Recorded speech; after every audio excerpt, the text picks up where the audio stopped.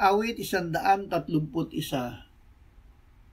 Panginoon, hindi hambog ang aking puso, ni mayabang man ang mata ko, ni nagpapakaabala sa mga bagay na lubhang napakadakila, o sa mga bagay na para sa akin ay lubhang kamangha-mangha.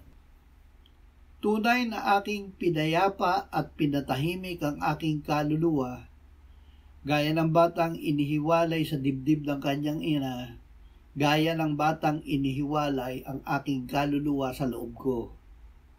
O Israel, umasa ka sa Panginoon mula ngayon at hanggang sa walang hanggang panahon.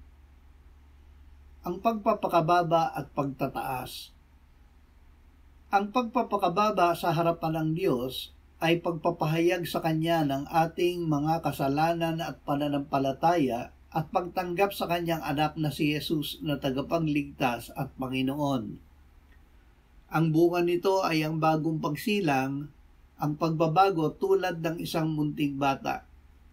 Sinabi ng Panginoong Jesus, sino mang magpakumbaba ng tulad sa bata ay siyang pinakadakila sa kaharian ng langit.